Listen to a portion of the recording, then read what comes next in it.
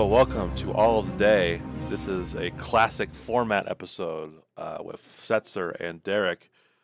Our third chair, Chesten, is busy with our parents this weekend, so just two of us. How was your week, Setzer?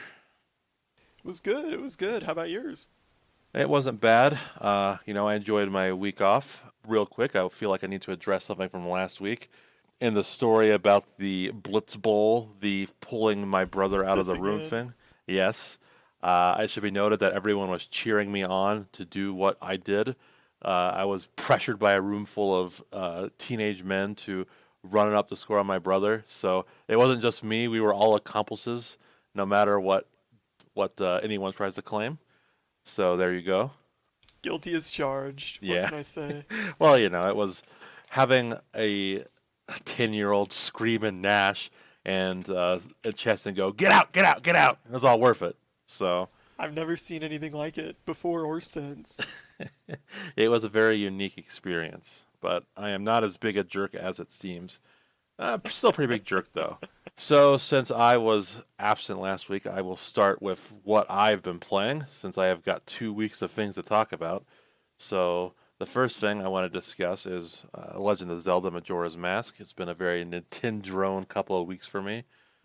I decided to replay Majora's Mask because I had seen this YouTube video a couple times about why the Majora's Mask remake is bad. So I wanted to replay the original to see if I could pinpoint why. And I gotta be honest, I think that video might have been a little nitpicky for people that No haven't. kidding. Yeah, no kidding. For people who haven't played Majora's Mask before, the 3DS version is a perfectly fine way to experience it. Like the 3DS version has a lot of quality of life stuff. In the N64 version, you have to wait around for side quests to hit a specific time. In the 3DS one, you like get to the specific time you want a lot quicker. Like you say, like I want it to be 11 p.m. and currently it is 4 p.m. I can switch, like I can get to that right away. Whereas in the N64 version, you just have to wait. The innovative time skip mechanic seen in every game ever since Majora's Mask. So I would say if you have not played Majora's Mask, you are not missing out if you play this 3DS one, despite what hardcore Majora's Mask fans will tell you. Now, Setzer, have you played Majora's Mask before? Yeah, in fact, it's my favorite Zelda. Oh, hell yeah. What do you like about it? It's difficult to pin down because I was pretty young when I played it. I think what really left an impact on me was I first played this. It was the first Zelda game I played, actually, now that I think about it. And I played it at a buddy's house back when we were in grade school. He was like, "Watch this. This is like the coolest part." And he put on the Deku mask, Yeah. and it played that little cutscene where Link's like, freaking out in pain.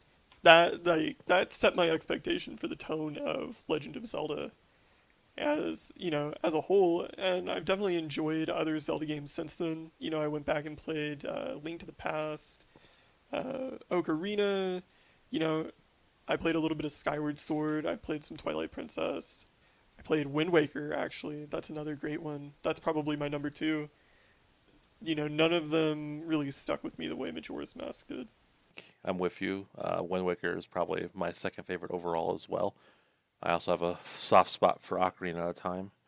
You briefly mentioned Skyward Sword. Did you dislike that? Because I really dislike Skyward Sword. Skyward Sword, I didn't play very much of. I actually played this at a mutual friend of ours, Mm-hmm. and I remember it just didn't really grab my attention at all. I thought the intro was way too long, Mm-hmm. and when you finally get into that forest, it's way too linear. I think that a big complaint about that game, generally speaking, is its art style, which I didn't mind at all. Oh, I like the But art style. yeah, I mean, I thought it was a great evolution of, sort of the Wind Waker style, and you can still see its influence in Breath of the Wild, which I Yeah. want to play someday. Something about it just didn't really click with me. Yeah, I don't know why people would say that about the art style. I think the watercolor is really a neat idea.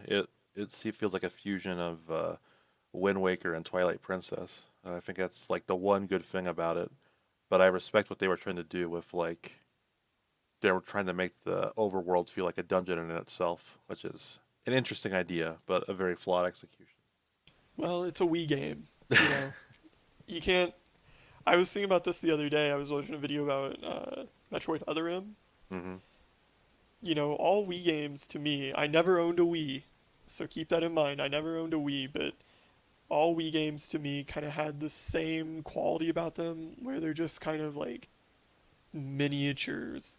You know what I Mm. mean? They're just kind of Yeah. pared down. Well, they don't feel like authentic entries into the franchise. Yeah, the Mario games on the Wii were pretty exciting, but I feel like the Wii is sneaky overrated in game quality. People always talk about how it's one of the best Nintendo consoles, and I definitely disagree with that. I think a lot of franchises' weakest entries are on the Wii, such as Mario Kart, Zelda, and Metroid. Even the worst Prime game is a Wii game. So I was kind of glad to see that era end. Yeah, I mean, I'll say this as a guy who didn't own a lot of consoles, especially during that era. I didn't have a Wii 360 or PS3. You know, there are games on N64 that I want to go back and play because I didn't have the chance to play them at the time. Hmm. Um, there are games I want to play on the NES, the SNES. There's nothing on the Wii or the Wii U that I kind of like, want to go back and play.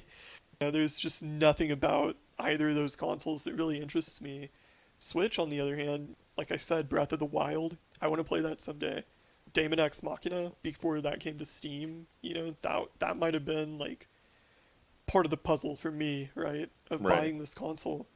But with the Wii and Wii U, there's nothing on it. A lot of the good Wii U stuff has been ported, so I can't even vouch for it anymore. Like I think the only thing that's exclusive that would be worth going out of your way for at this point is Pikmin 3 and a Mario's 3D World, which will definitely be ported at some point. It's a 3D Mario game, so come on.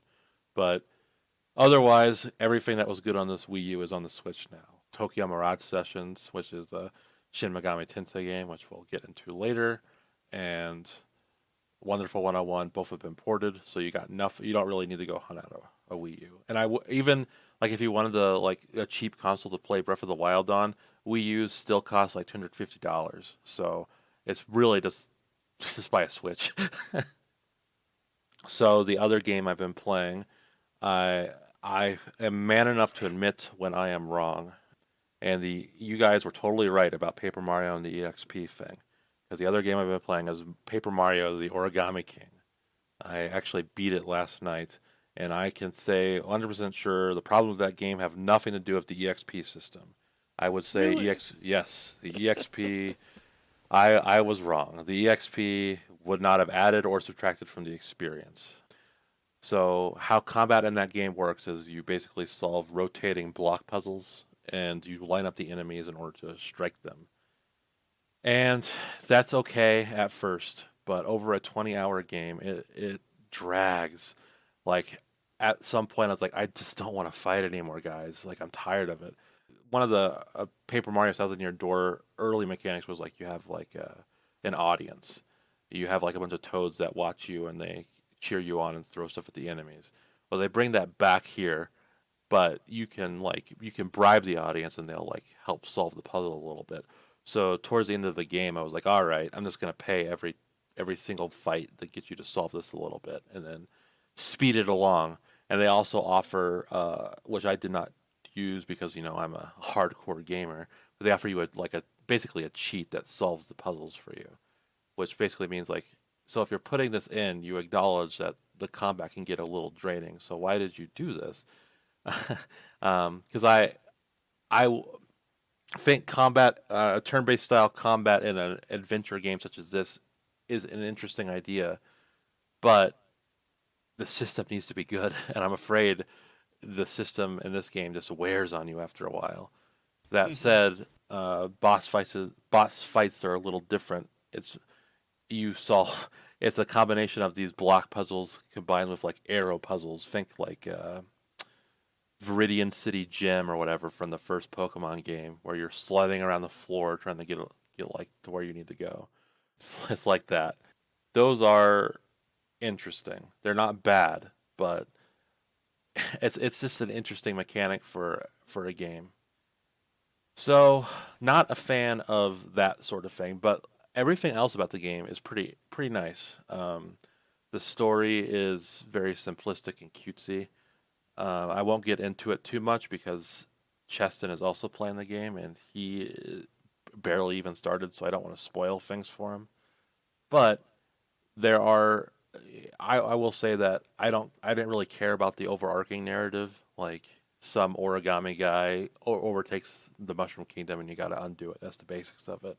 It's a very simplistic story, but the writing and storytelling is pretty clever. One thing they do, which I am not a fan of Nintendo localizations for, is that they insert memes occasionally into the dialogue. Really? Which, yes, for instance, one of the toads early on says, "I'm gonna have to take an L on this one," which I'm just gonna Oh man, I'm just like gonna Twitter. I'm gonna have to take a guess and say that probably wasn't in the Japanese version. Most of the dialogue I saw like that was relegated to like side content. It wasn't part of the main narrative, which I'm okay with. I don't like it when it's like Fire Emblem Fates, where you see some of the cutesy dialogue slip into the main scenario. But you know, I do notice it, and I don't really enjoy that. But other than the occasional meme, I think the dialogue is pretty fun, and visually speaking, though, the game is beautiful. It's Paper Mario style fused with origami. So like it's just cool to see all the Mario characters in origami forms like strolling around, and the the coins are like made of cardboard and the coin boxes are, stylistically different. It just is a very visually striking game. So it's just kind of a shame that you have this game that looks so good and it's just saddled by this battle system. Yeah, it's funny you mentioned those two things because I think that, art style is going to come up a lot in today's news discussion. But with the battle system in particular, that's something I've been thinking about a lot over the past week. I haven't played Final Fantasy 12 since we talked about it on the podcast last. It's just getting so repetitive to me and so draining that, I kind of question, what am I doing here? You Yeah. know? FF12 involves setting up gambits and like letting the computer fight for you. So at some point it's like I'm just tired of analyzing every possible battle scenario. I just want to play something. And Yeah, yeah. I mean, I like the gambits conceptually, but like you said, it gets so exhausting to have to like figure it out, reprogram the gambits. Okay, now put them back the way they were. Da da da da da. If I had the gambit capacity to like, make a really complex behavior that would adapt to multiple different fights, then I think the game would still, be gripping me because I think that that would be a really interesting challenge. But as it stands, it's like you said, it just wears you down, doing the same stuff over and over. oh yeah, this is a strange way to put it, but like I was thinking, like what if like River City Ransom or something had turn-based combat? You're Yeah, going around exploring a world, and just instead of like punching enemies, it's just turn-based. Like that's kind of a neat idea. There's nothing wrong with that.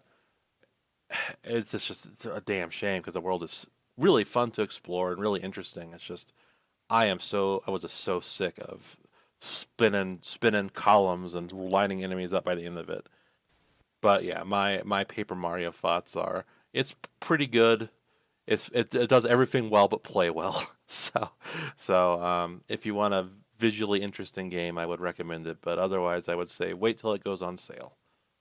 So Setzer, what have you been playing? I've actually played quite a bit over the past week. I finished up Remnant from the Ashes, Hmm. which is sort of like a double A Dark Souls with guns, and I have to say I had really low expectations coming into this game. And you know what? I was very impressed with what actually delivered. It's like the definitive double A game. It doesn't have the technical innovation of a triple A title, Hmm. and it doesn't have the mechanical innovation of an indie title, but it has a good measure of both. It's a solid game, and not much more can be said about it. I played through it multiplayer with a couple buddies, and we had a great time. What more can you ask for the price? Well, yeah. I mean, that's you really can't. And I feel like double A games kind of died, so it's kind of nice to see something like that. Yeah, and they're making DLC soon, which I might even consider buying. Wow. So it really did stick with you. Yeah, like I said, my friends and I, we had a great time playing through it. And I typically hate to use that argument because, like they say, everything's fun with friends. Right. We're all big Dark Souls fans.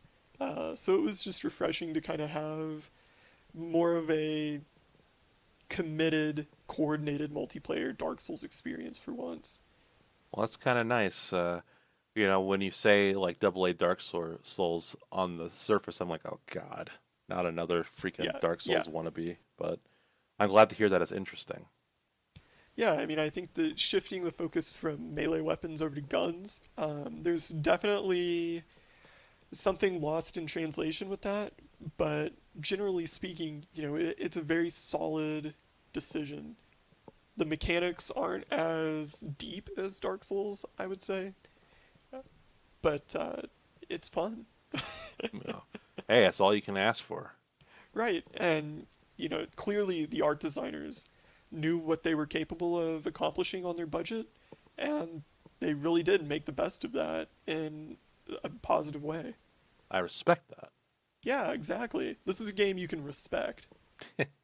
There are plenty coming down the road that I do not respect, so I'll take what I can get for now.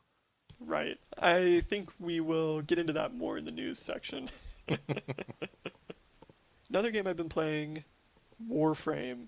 This is like the polar opposite of Remnant, Yeah. where it's a multiplayer game, right?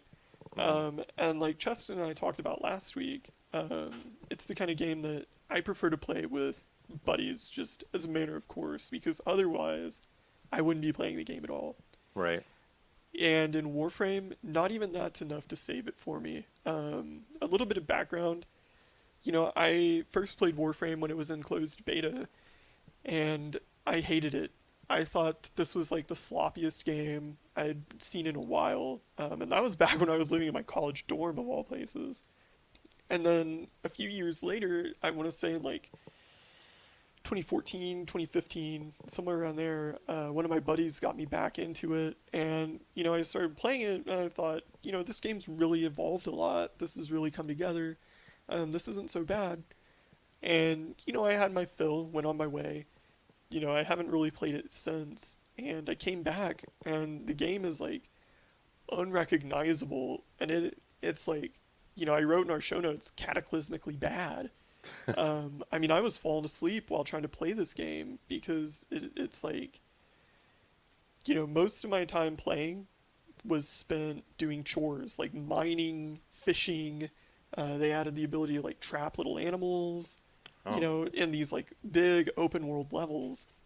And when you do these open world missions, these are real big maps, right? Right. And they'll put objectives like on opposite sides, and they're Oh, I like, all hate right, you that. have 5 minutes to walk across this map, Wow, that you sounds no know fun. and you'll be doing that, like, okay, objective A, walk over to objective B, that's 5 minutes. Okay, you done B, walk over to objective C, that's another 5 minutes. D, da da da da da.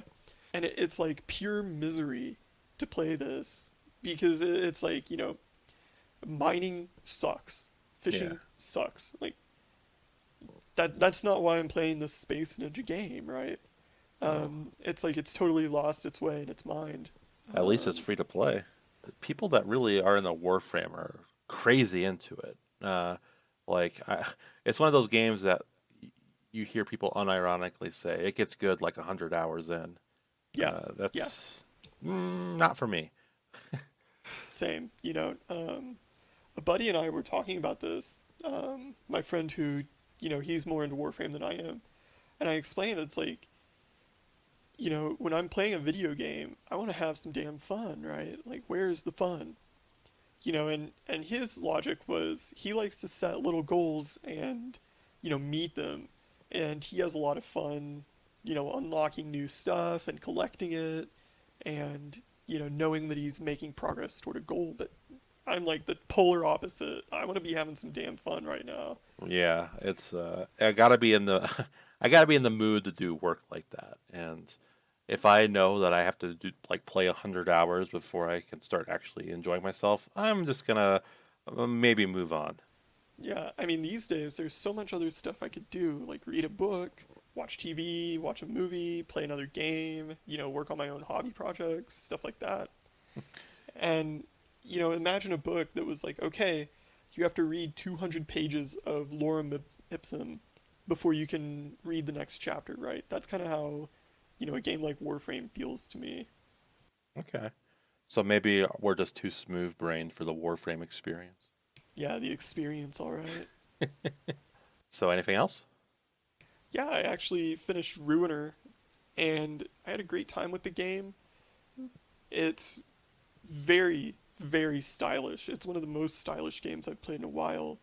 The core gameplay is really tight, but, and here's the but, for a game this short, I expected a little more variety and a little less linearity in the levels. They're basically all corridors, and the enemies don't do a whole hell of a lot different as you progress through the game. They have different, weapons, and they kind of have different AI styles, but in Ruiner, it's really do or die. So if you can wipe those enemies out before they have a chance to demonstrate how different they are, the argument can be made maybe I should have turned the difficulty up, but I actually had to turn it down at one point. There's a boss about halfway through the game called the Shadow, Hmm. and he kicked my ass. I failed this boss fight like 25, 30 times before I just kicked the difficulty down and was like, I'm getting past this guy before I uninstall this game.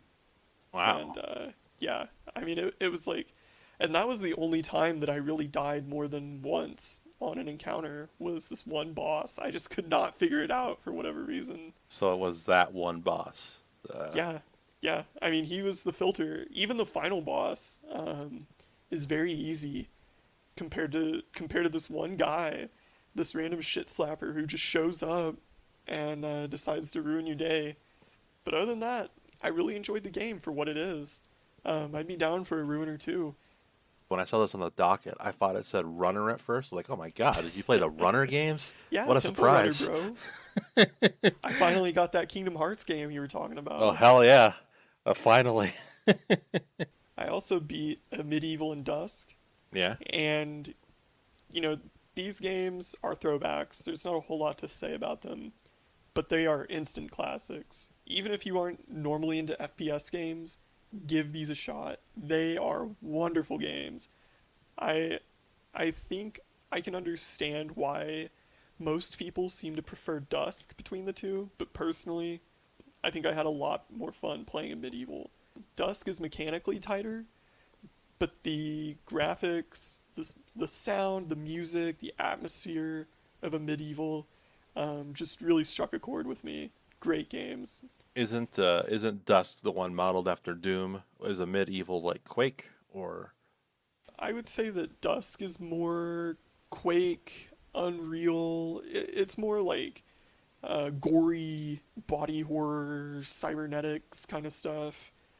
A Medieval is more like Hexen, in that it's Oh, kind of like a fantasy reskin of a shooter. Mechanically, they're both very Quake esque. Tonally, Dusk is more similar to Quake, and Medieval is more similar to Hexen. well, I bought those on your recommendation, so I am eager to see if I enjoy them myself. I do know that when I've gone back and played classic FPSs that I missed on as a child due to being a console kiddie, I've enjoyed I've enjoyed them. I really enjoyed playing through the original Doom, and Quake is a lot of fun as well. So I'm excited to see if I would enjoy this Hexen like or just I don't know, just take on these old on this old genre. I think you will. If you enjoyed them, if you enjoyed their progenitors, I should say, I think you'll enjoy these too. Well, good. Speaking of throwback shooters, Halo 2 and Halo 3. Oh I yeah, played these over the course of like 3 sittings, and they still hold up. What yeah. more can be said? These are classic games. Beautiful. So much fun. It's funny you mentioned the Majora's Mask remake, and nitpicking about that, I played through Halo 2 with the classic graphics. I look forward to playing Halo 2 Anniversary when that comes to the Master Chief Collection. And I look forward to seeing all the little nitpicks.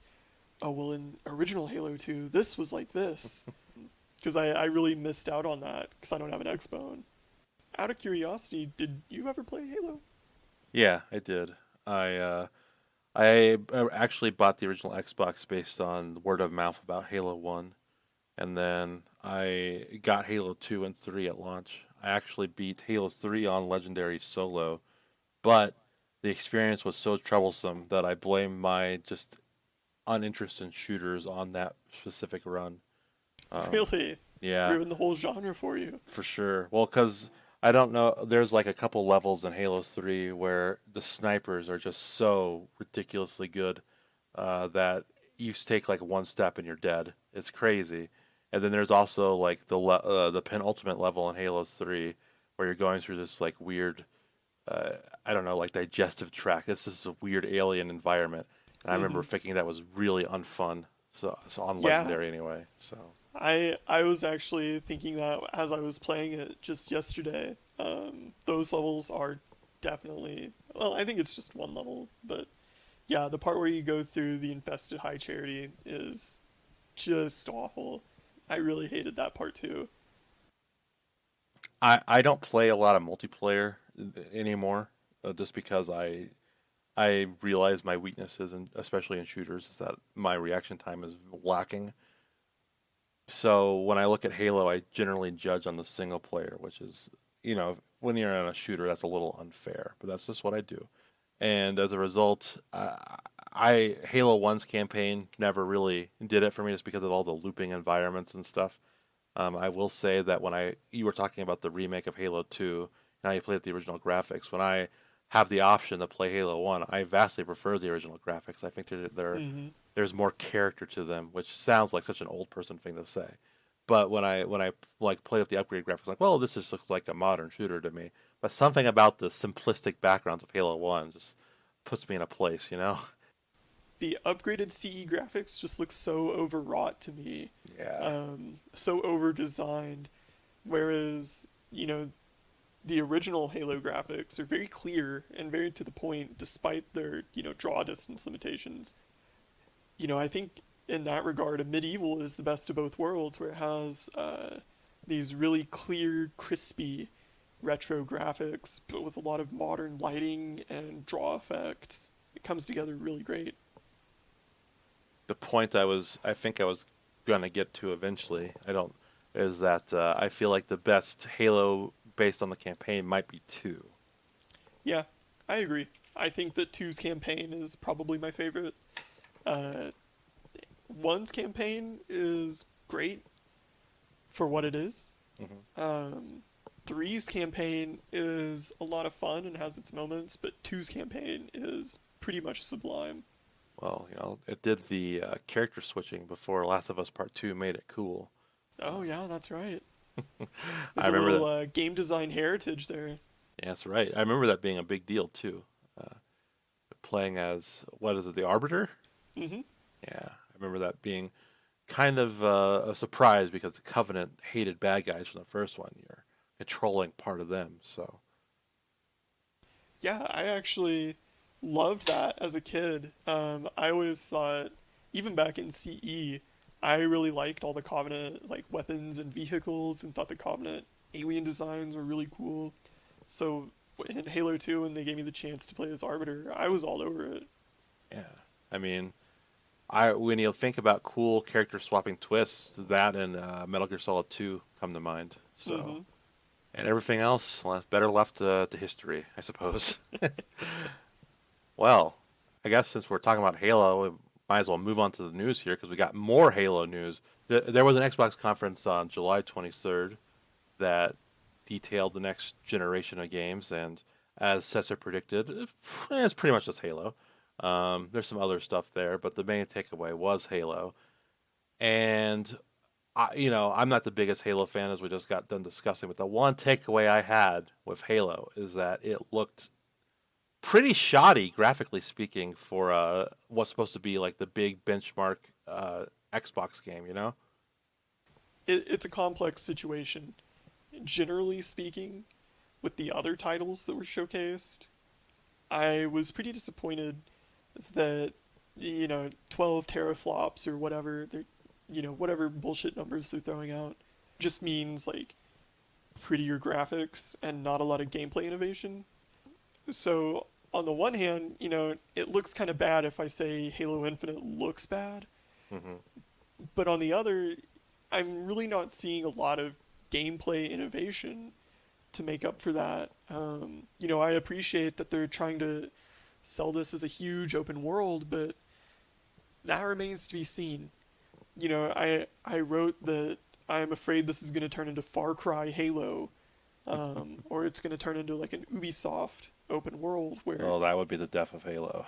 yeah, where you're just going through these map markers and you're screwing around, gathering plants or whatever. So the question becomes: do those kinds of gameplay innovations, does an Ubisoft open world justify these kinds of graphical sacrifices? I'm not a graphics guy. I feel like every game looks good nowadays. Mm-hmm. I don't really care if a game looks visually unappealing as long as it's fun. But I think from an inside baseball perspective, I feel like you need to hit this console launch with something that knocks you out of the park because you're trying to be like go buy $500 worth of hardware right now. And I see Halo Infinite and I go, well, why wouldn't I just play this on the Xbox One? It really doesn't look that much better. Because to me, when I see the face models, I'm like, this is almost launch 360 level faces, which might sound a little harsh, but they're really not very good looking. And regarding what you're saying about how they're making these concessions to make it an open world or different style Halo, I don't like that either. I don't really need every game to be an open world style game. I think Halo part of Halo's appeal is that it's a classical level style shooter. You go from one set piece to the next. I don't really want to go around an open world and climb towers and all that dumb shit. See, it's funny you say that because ever since I played Halo as a kid, I really wanted to just explore the landscape and explore the Halo ring. I like that's kind of what I expected this to be, where you hop in a warthog and you can drive the circumference of this ring, right? I think open world design can make developers a little lazy when coming up with level design because you can just make like one big open field run around in, so it can feel less tight.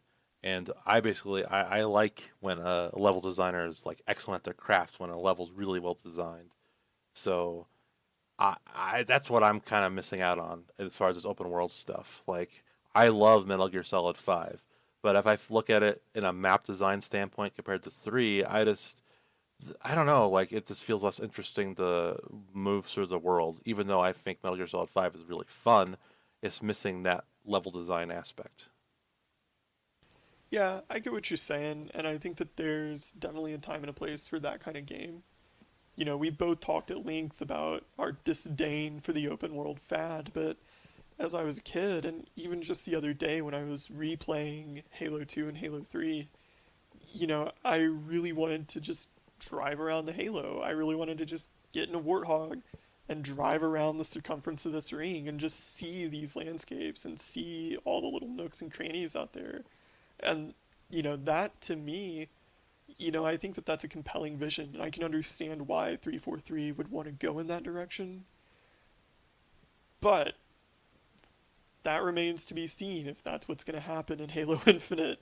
Oh, for sure. Because the little snippet they showed, where it appears to be like a floating island type of environment in the ring, Hmm. and there are three map icons for objectives, and a few little like side objectives. That's not compelling to me. I would rather have more of like a maybe like a Morrowind type experience where you're just kind of cut loose Yeah. and you can just explore, right? Well, you're not going to get that out of a Halo. Right. because they're going to like, well, we're appealing to the widest possible audience. We need it to be accessible to everybody. Like that's why I'm amazed Breath of the Wild was so hands off. Like it's designed for the giant audience. So Halo, like, there's no way, there's no way that you get a Morrowind game with that. But I will say that they should listen to people like you for making future Halo games because you have an affinity for the lore and the franchise. That's how you're going to win people back. Because I don't think Halo is an industry leader as far as gameplay and stuff is concerned anymore. Like I don't think it's going to move stuff. So you need to get the hardcore fans that care about the lore of Halo into it. And I think having a world you can explore would certainly do that. It's funny you mention story and gameplay mechanics because I think those are two aspects of Halo that put the franchise in a really strange position. I haven't played Halo 4 or Halo 5, and it's been a long time since I read like a Halo novel or a Halo comic. But I will say that from what I've seen, what I've read about those games, and where they take the story and the setting, I think that it's the lore is basically irreparable at this point. Or Um, probably. if you're sticking around for the Halo story at this point, maybe it's time for you to cash out. And mechanically, I think it's in a similar spot where you have a lot of people who are big fans of Halo 1, Halo 2, Halo 3. And Halo 3, is where it kind of started to get off the rails a little bit with the, deployable power up items. Reach is infamous for its armor abilities. And, Halo 4, they tried the weapon drops system in multiplayer, which apparently wasn't well received. Halo 5, they tried a lot of mobility and a lot of, like thruster pack and stuff like that. Ground pound, in Halo. There's a GDC talk with a former 343 lead where, he said their vision for Master Chief was a pit bull with a jetpack. And, that's what they tried to reinvent the franchise to capture. And, I think that 343, maybe mechanically, they're just not really in touch with what made the Halo formula what it was. And maybe they don't really have a clear vision for how to innovate on that. And in that regard, when you look at the Infinite demo, it's very clearly a throwback, and I think that there's room for that. There's space for that, and there's room for innovation too. I think a grappling hook, maybe not the most original idea, but you can make that work. Maybe it'll shake it up. I wasn't too impressed with what we saw, but maybe I'll be surprised. But it's an identity crisis, narratively and mechanically. When I look at 343, I think they haven't made a good Halo game yet. So when you say things like the grapple hook may not be an original idea, I think at this point their focus should be let's just make a good game and worry about innovation later. So as long as it is a Halo game that feels like a Halo game, I think they are doing okay. Yeah, and I think that based on what we saw, I think that the core gameplay, like the run and jump and shoot, that'll be all right. The grappling hook will be all right, but structuring the whole game around this attempt at open world and then compromising the graphics so severely, I at least expect enemies to be casting shadows. I at least expect foliage to not be popping up like right before your eyes and clouds to be phasing in and out of existence. Some of the graphical effects reminded me of Skyrim from 9 years ago. Woof. And, if that's the level you have to stoop to just for, what may end up being a generic, boring, crappy Ubisoft open world game, maybe this was an exercise in futility in the first place. When you're speaking of graphics here, it should be noted that Spider-Man, I would say probably the PlayStation 5's big launch game, apparently runs in 4K and 60 frames per second. That's And kind it of has weird. lighting. I'm gonna go on a limb here and say Spider-Man is probably less I don't know, less big than Halo. This is not like a Spider-Man 2 sort of game. This is like a Spider-Man side chapter. Like it feels like maybe like a DLC sort of campaign length. But this is like the big showpiece for the PS5, and it's able to reach these benchmarks. So that probably would sell consumers a little better than what Halo is offering.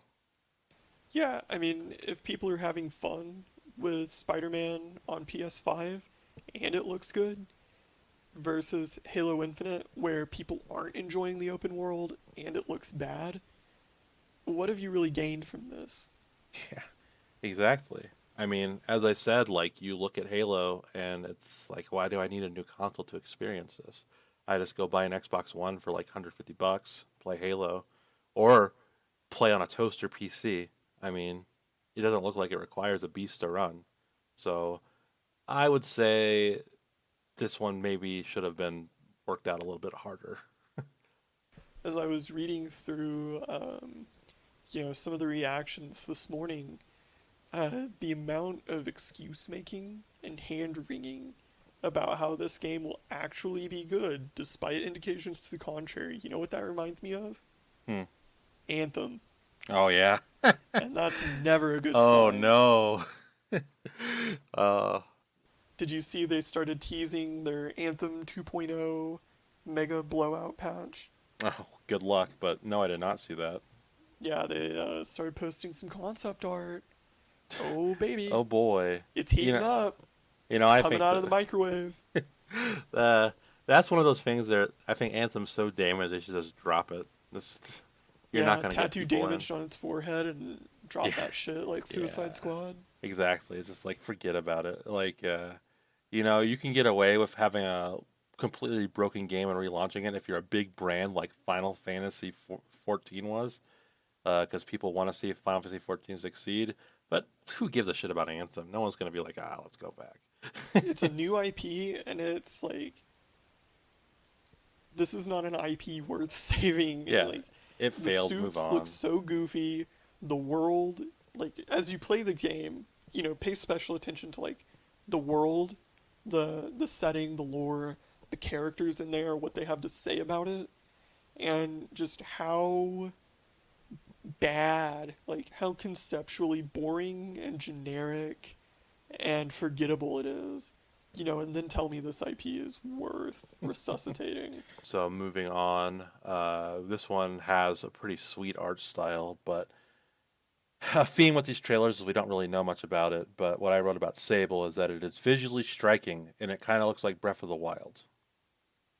Yeah, I added Sable to the docket because it's just a little indie game, and it has this trailer that looks beautiful. Gameplay wise, maybe this is a walking simulator. Maybe I'm getting tricked here. But, we're talking about Halo Infinite may not have photorealistic ray tracing until after launch. And here's this little indie game. No pretension of photorealism, no pretension of ray tracing, and it looks great, you know? Well, yeah, I that's what I think more games should go for. Like, if you can't be a graphical powerhouse, like you don't need to try to be Crisis. Just make something that looks pretty. You can go for an art style sort of thing. So I was happy to see this because like this looks way more interesting than Halo, visually speaking. Well, speaking of an art style, how do you feel about the 30 FPS cinematic style? Well, given that I grew up as a console kiddie, low FPS does not bother me at all. Like I can still play Ocarina of Time on a 64, and I'm pretty sure that hits like 20 frames at max, maybe 30 when you're inside a place. So as far as a game targeting 30 for cinematic, I I don't really buy that excuse for being 30 frames per second, but it doesn't bother me. When I was watching the Medium gameplay trailer, I was cautiously optimistic. I was like, this game looks cool, but is this going to be a movie game? Because they show a little bit of walking, a little bit of waving your arms around, Is that going to be the meat of it? Is this going to be an Uncharted kind of? It looks like kind of an adventure game to me, from what I saw of it. Like Yeah.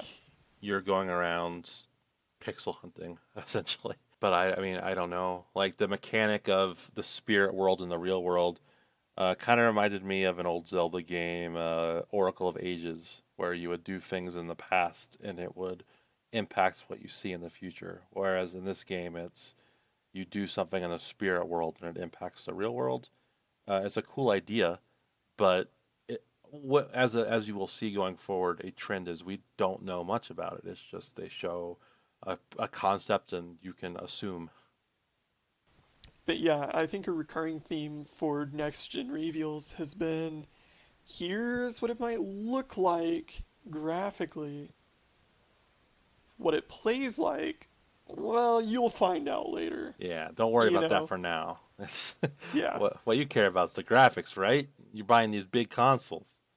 Playing games as a kid, I would have never. It would have never crossed my mind that I want these to, be more like movies. And I say that as someone who really loves Snake Eater.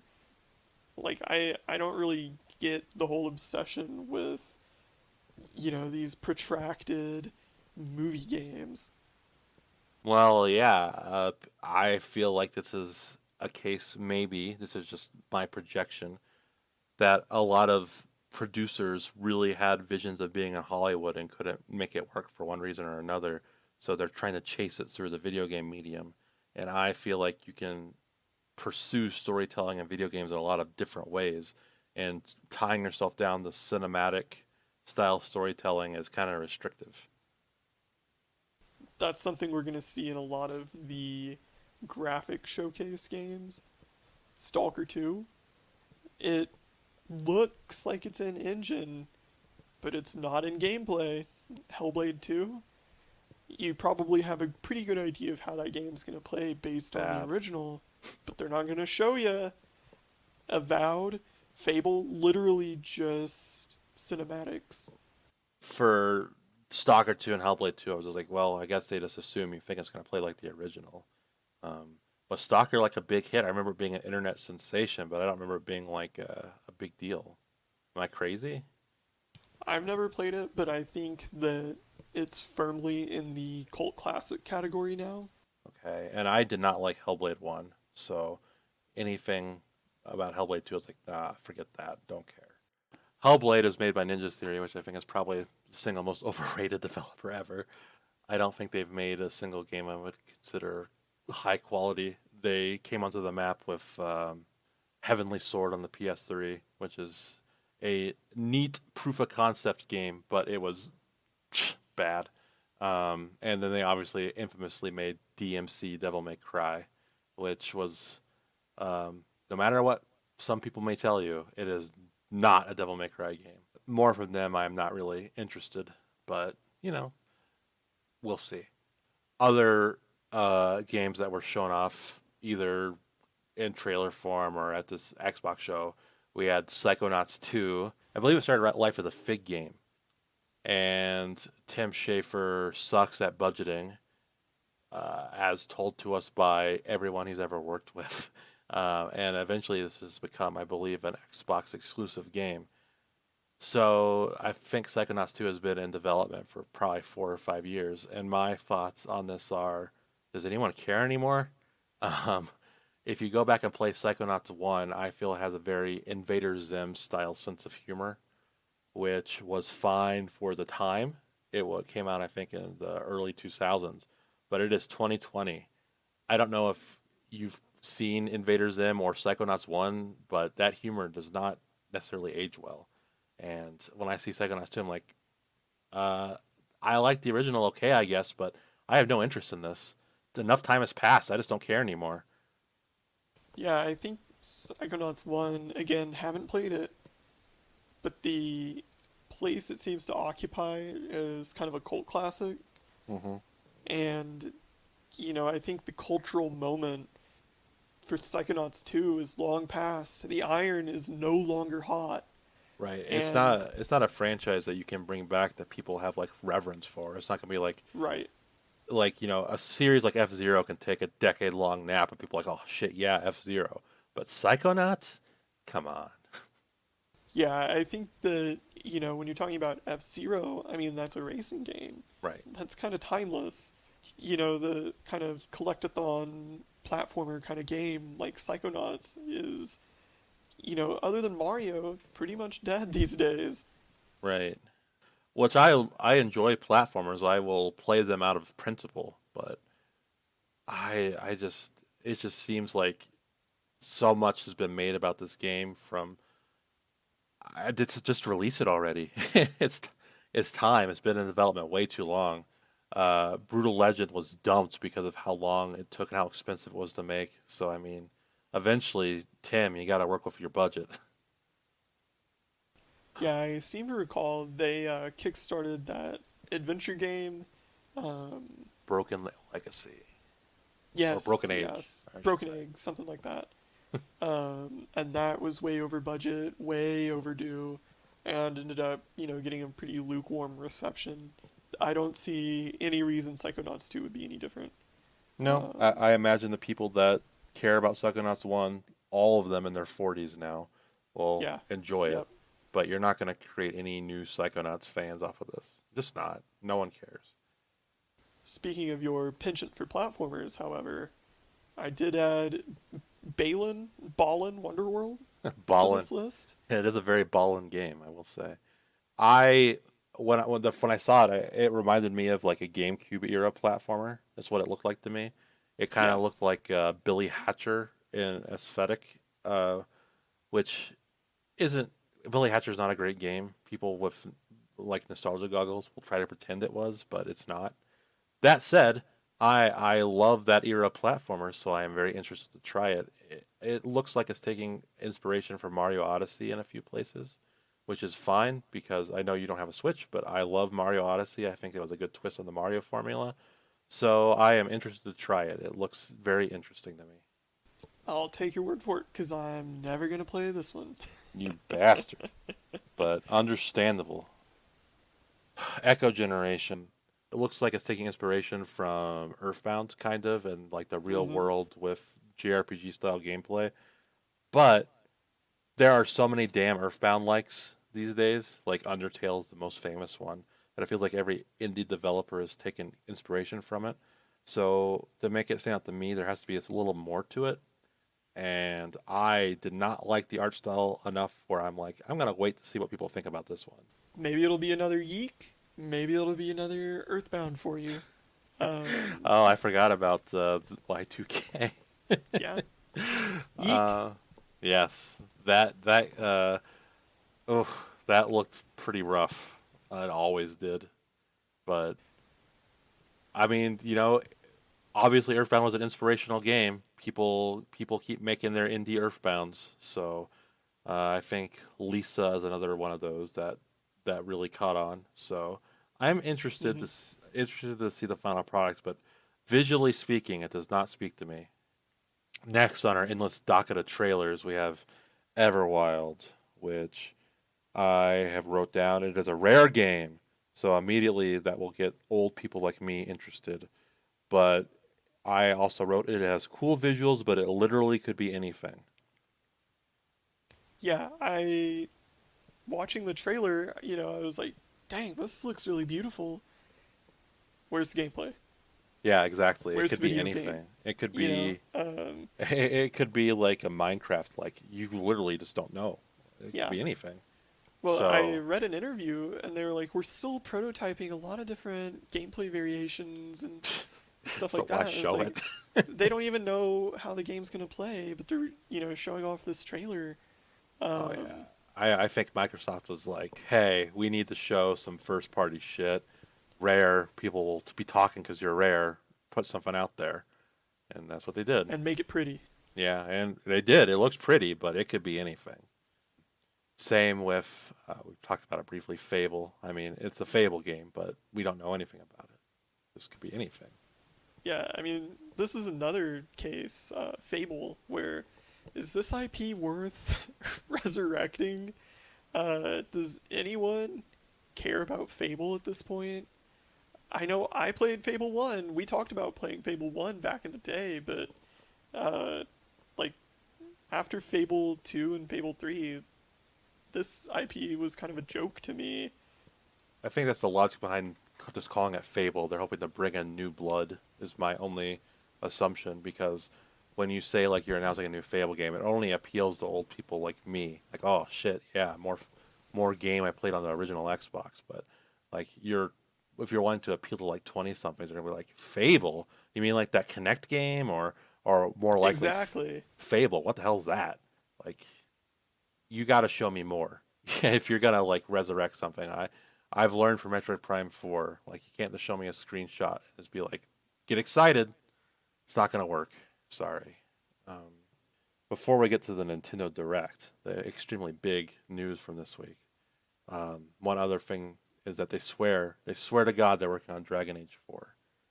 Um, they say that they're working from home. It's still going well, but they're making it. And to that I say, yeah, okay, whatever.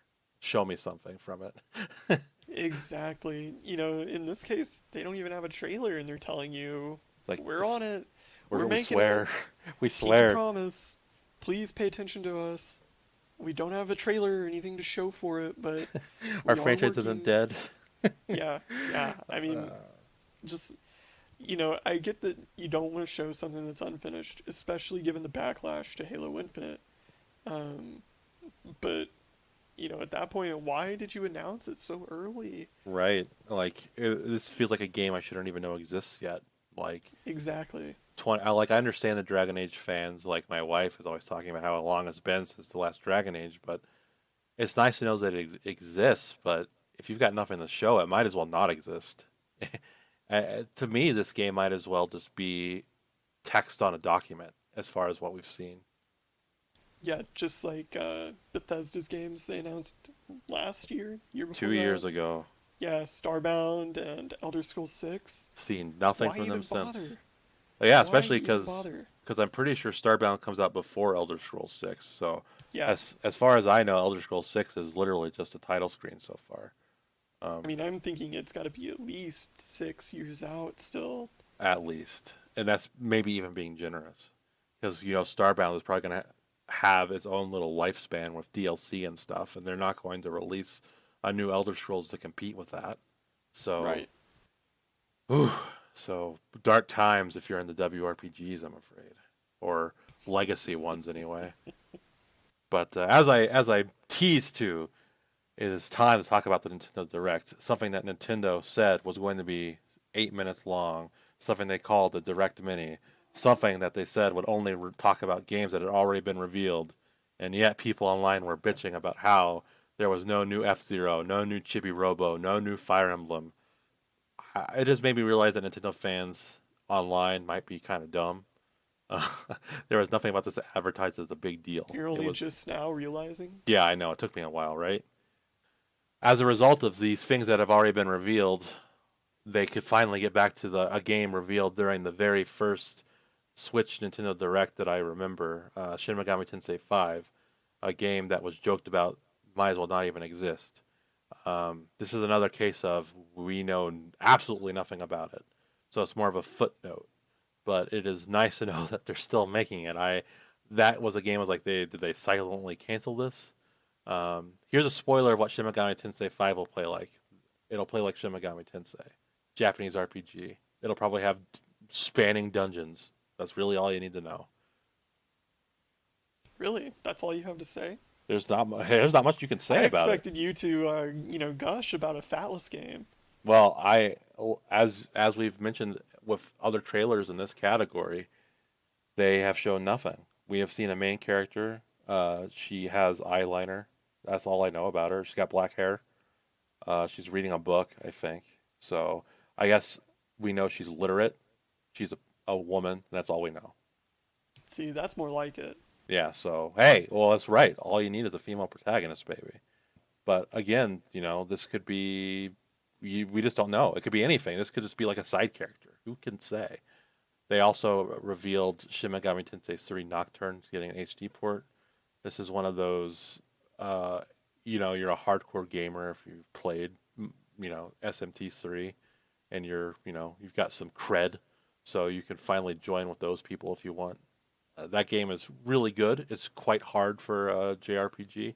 It involved a lot of strategy and buffing and debuffing, and the dungeons are kind of sprawling and hard to navigate at times. So it will absorb a lot of your time, but I think you would personally enjoy it.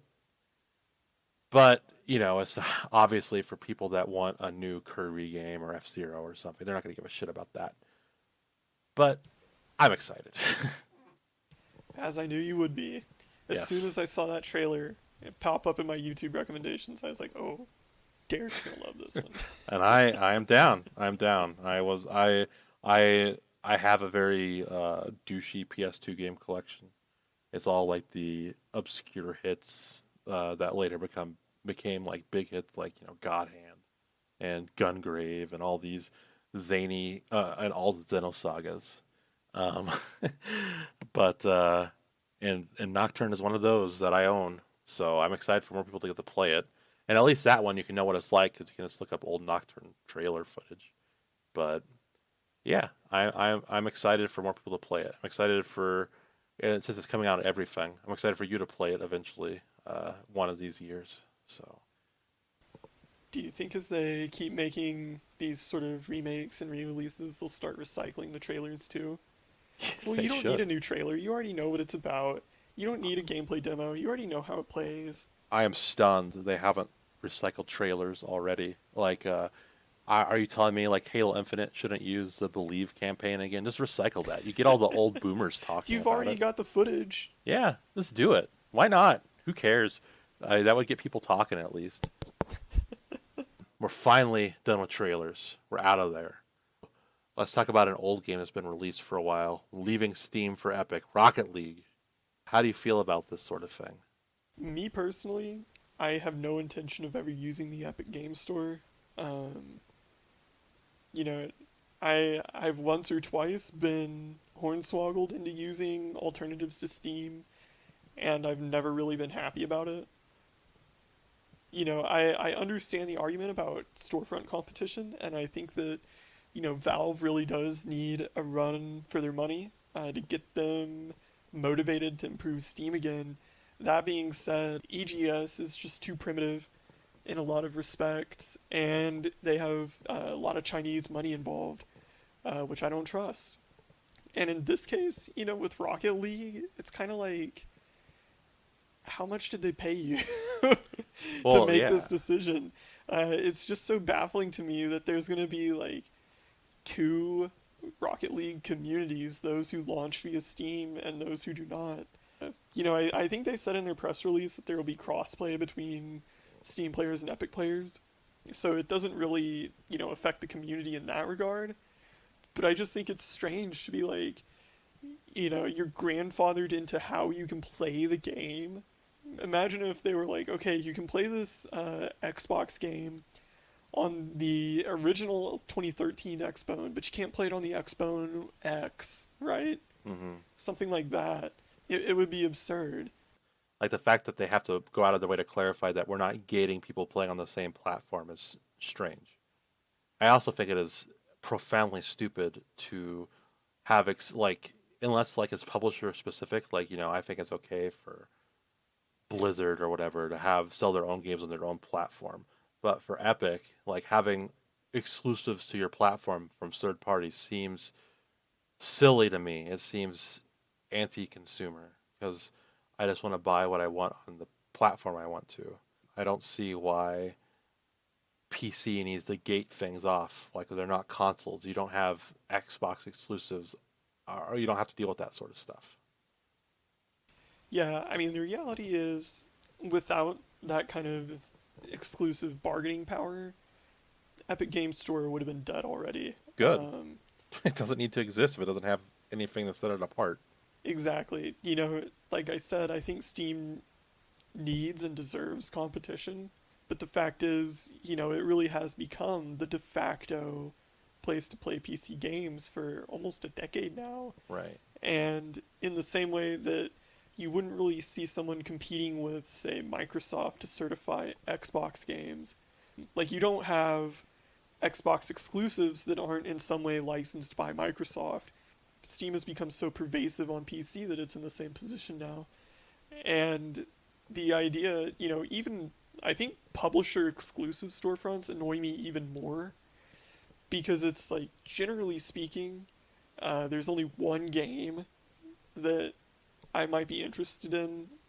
You used Blizzard as an example, and I don't play Blizzard games anymore, but back in the day, the only game I had installed on the Blizzard Battle.net was Heroes of the Storm. Right. And R.I.P. so I had to keep Battle.net around just to play Heroes of the Storm. Ubisoft's launcher, when I played The Division 2 for a while, because it came free with my CPU, I had to install their special little Uplay thing just to play Division 2. When I got Anthem for free, I had to install EA Origins just to play Anthem. Well, You know? I should clarify that I do not like it, but I understand why they exist. Oh, well, I yeah, I I I totally understand it, but I wish they did it more like GOG, where you could just download the the exe file or something. Like I don't know why I need to go through a storefront for this stuff. well, it's all about DRM. Oh It's all yeah, about digital rights management. The thing about GOG is you have to have a very liberally permissive developer who, allow their game to be released in that way, and most rights holders simply aren't like that. Speaking of which, GOG, bringing back older games. NoClip released a documentary about bringing back System Shock. What do you think about this topic in particular? The guy being interviewed for Night Dive, he mentions how a lot of games are simply becoming unplayable. And, I think we get a lot of talk about this in regards to PC, where, Windows as an operating system has evolved so drastically that a lot of older executables are no longer compatible. But, we kind of see it in consoles too now, where there aren't a whole lot of, say, ColecoVisions around. There aren't a whole lot of, I think the NES is starting to get to this point where you can't just have an NES and play all the NES games. right. A lot of people who play those games are playing them via emulation now, and I wonder, what's going to happen when the PS1 gets to that point, the PS2 gets to that point. That's why I respect what they're doing. I think it's important to keep everything playable in some way. That way, like as silly as it may sound to be able to play like some shitty licensed Alien game on the PS1, it is important to be able to do that. It is a piece of history. So, from personal experience, I remember I think in 2010 or something, I tried to install System Shock 2 on I think a Windows 8 PC, and I had a hell of a time doing it, and that was several years ago. So it's nice that things like people are caring about preservation like this, where I can play these ancient games on my Windows 10 PC or something, or it's just nice. I think throughout this podcast in particular, we both alluded to how, you know, I was more of a PC guy growing up, you were more of a console guy. And even then, nobody had all the consoles all the time. So there are a lot of games you missed out on playing. I'm really glad to see that there are people taking that seriously, like you said, and making it so that, someday maybe I will go play Mario Galaxy or whatever. It's like how I look at the remaster of like Battle for Bikini Bottom that came out this year. Like, is this a like, all-time classic game? No, it's absolutely not. It's a licensed game. It probably was designed on a shoestring budget for like kids. But the fact that it came back is really cool. Like, it's just a piece of history that people can experience again, good or bad. It doesn't matter. It's back, and I think that's pretty neat. Yeah, one area in particular, Flash games. I know those had a huge impact on a lot of people's childhoods. And, as Flash as a platform dies off, you're seeing a huge amount of effort put into archiving those games, making them accessible to people in the future. Well, I would regret if children of the future don't have access to all the fun Newgrounds games. Like if you can't play Meat and Fuck Kingdom, I don't know what you're doing, fellas. like for all of us growing up, I think Flash games were just like a neat thing in the background. Like you'd be in a computer lab at school, and the teacher would be like, you've got 10 minutes of free time. Go to this random Flash game website and goof around for a while. And you would do that, and you'd find these games that really don't hold up if you play them for like more than 10 minutes, but they're just fun little time wasters. And it was a way to get a lot of people interested in video games. Like you would find like these little new ground projects like stick fighting games or fan Mario games that are quality questionable, but they were worth existing. Yeah, I think that especially now, 10 years on, give or take, since Flash was in its heyday, you see a lot of indie developers being like, yeah, I got my start making these crappy Flash games, or you see a lot of people who, like you said, got started playing video games via Flash. Personally, I had the opposite experience where a lot of my classmates were like, you know, have you seen Albino Black Sheep? You can play games on the computer. And I was over here like, you mean you've never played games on the computer? Like, what do What you are you talking mean? about? Yeah, yeah. So I never really got into Flash games because to me they were always like really primitive, and not worth my time when I had better PC games to play. But I think that it is really cool to see that this piece of people's childhood and in a lot of cases a piece of their career, really formative experience is being preserved for the next generation.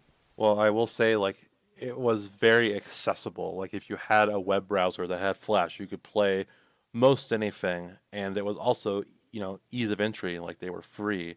Like, you could take 5 minutes out of your day to play some shitty Flash game your friend recommended to you, and then tell them they're an idiot for recommending it to you. But like, you see trash on Steam, which would be the equivalent stuff that's like 50 cents. There is a barrier of entry, and even though 50 cents isn't much money, it's still a barrier. So I feel like you're gonna like a lot of these games that would get no exposure otherwise got exposure via the Flash game market. That's just gonna disappear. That's kind of sad. Yeah, it does beg the question of what's going to be the next, accessible way to get started making games. I think, Unity and Unreal over the course of the pandemic actually have made great strides in making their platforms more accessible for potential developers. But I think that, those are professional grade engines, and by their nature, right, they're kind of less accessible, not only in what they can make, but what's expected of you to learn to make with them. So I wonder, what'll indie games be like in 20 years with no on ramp like Flash was back in the day? Well, I'm more of an ideas guy, so I'll pay someone to figure that out for me. Don't worry, bro. I'll make the logo. That's sweet. We're talking about how Flash games kind of impacted indie games here. So let's swerve into indie games to kind of close out our news segment.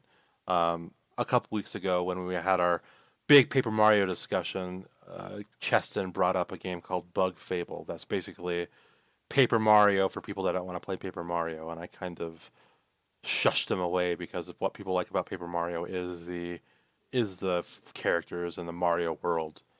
Washington Post wrote an article about like, well, you're craving these classic games. Well, there's one that plays just like it, and no one's talking about it. So, how do you feel about like indie games kind of plugging the gap for these franchises that don't continue the way that fans want them to? Well, I just got done talking about how much I loved Dusk and Medieval, so I think it's safe to say I'm a big fan.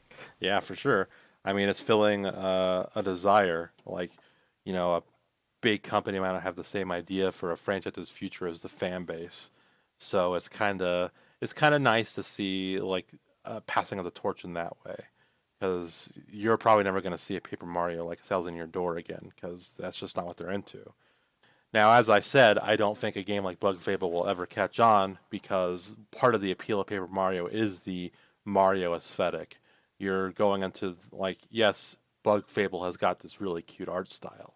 It looks like a Paper Mario game, but it doesn't have that connection with the player base. Like you're not going through the Mushroom Kingdom, and you're not like running into Luigi and him telling your adventure. You're dealing with a new IP, so it's a little different. It's like Smash Brothers clones. How yes, they capture the gameplay of Melee, but there's just something missing, and it's that hint of familiarity. This is a good idea for the diehard fans that bitch and complain endlessly about this sort of thing, but I don't think they'll ever go to it.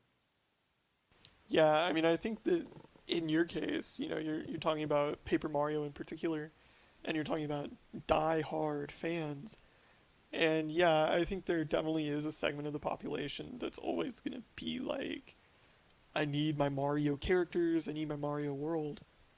But I also think that there are some people out there like myself who, in this case, I never played Paper Mario. I haven't really played a lot of Mario games in general. And so when I think about the Mario world, I have like no idea what you're talking about. Hmm. There's like levels they jump around in. Is that a world? There's like a little toad who has one line in a castle. Is that like a character? Right. There's like Goombas and Coopers that you stomp on. Like what's their culture? You know? Right, but that's what kind of makes Paper Mario stand out a little bit is that you're used to seeing all these characters in side scrollers and platformers and shit, and then you see them with a personality, and it kind of speaks to you on a different level. Like you're getting, it's hard to, it's something that's really only accomplishable in video games, because your exposure to these characters is in a completely different genre with no story relevance. So getting them from a different perspective is something unique, and that's something like where a indie game would not be able to capture that feel. See, but that's where I'm going with it. Can't capture that feel for you Yes, it would because be able to. you already have that exposure. For Correct. people like me, we don't. So I Correct. think Bug Fable is super interesting, where I can go in there and evaluate the game on its own merit without really, having a preconceived notion. Oh yeah, I agree. I think it has. I think it's a good that this something like this exists. Like it's able to take the Paper Mario mechanics and like maybe put some objectivity as to the quality of the game.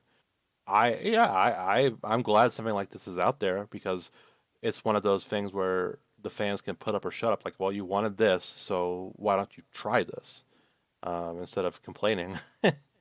But I'm interested in trying it myself. But I just don't see all the people bitching at Nintendo all the time giving it a shot. It's just kind of sad. But I am glad that place like the Washington Post of all places is posting an article on this game. So maybe people will give stuff like this a chance. Yeah, I think that it's gonna be interesting to see other sort of genres revived like this. I think that it's become such a cultural expectation for a lot of PC games that you'll have, for example, Doom ripoffs. Hmm. Maybe in the future we will see classic Halo ripoff. Oh, definitely. If 343 screws the pooch. What other kind of games evolve like that? We already see a lot of classic Zelda ripoffs. We already see a lot of classic Mario ripoffs. Maybe it's time for classic Paper Mario to become its own sort of archetype. Well, yeah, I think this is a good way for old franchises that aren't getting loved to get revived in a way. Because, like, I don't think we're going to see an F Zero for a long time. So you could see an indie F Zero or an indie Pikmin or something. Basically, all old Nintendo games. Yeah, I like this kind of thing. I'm with you. I think it's a good direction, even if the people that should play it won't play it. To conclude this little indie game sidebar here, and artist and director for an indie game called Katawa Shoujo named Raid passed away. The reason I feel like bringing this up is that I really got into Katawa Shoujo back in the I think 2010 or so. It has all the makings of like a joke meme game, like a Dream Daddy. It's a high school like visual novel, and all the dateable characters are various girls with disabilities. It sounds insensitive. It sounds kind of vile when you think about it. But I believe the name even translates in Japanese to like cripple girl or something like that. But it is an extremely heartfelt visual novel that has an insane amount of sympathy and empathy for people with disabilities. Um, I think that if it wasn't because its development history is, shrouded in 4chan culture.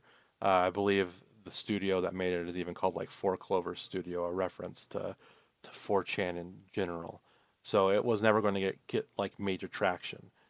But if it is the perfect first visual novel for someone to play because it is not like overly long. Like I think I finished all the routes in like 20 or so hours, and there are some like Fate Stay Night that will take you days and days to experience everything.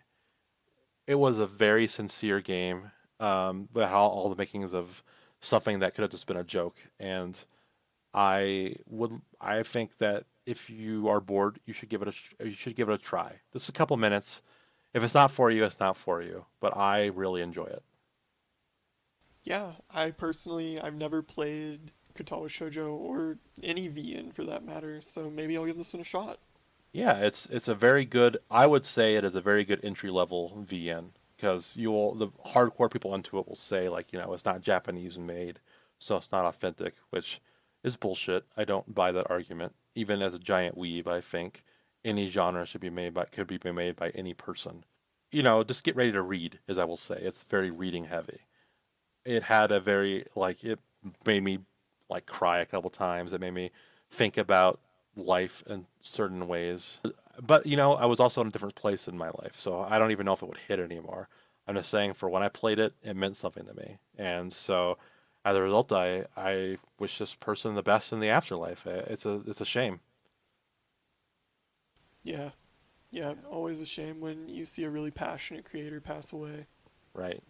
And I will just reiterate it on the surface, it seems like something vile and despicable, but I am telling you, it is very sincere and sweet, and it has very good intentions, and it could have just been a joke, and it's not a joke. It's just it's good stuff. So on that bittersweet note, um, we are wrapping it up for this week. You can reach us via email at allofthedaypodcast@gmail.com or our inactive currently, but we will get to it eventually, Twitter account at allofthedaypod. But this is Derek, And I'm Setzer. and we will see you next time. Bye. Adios.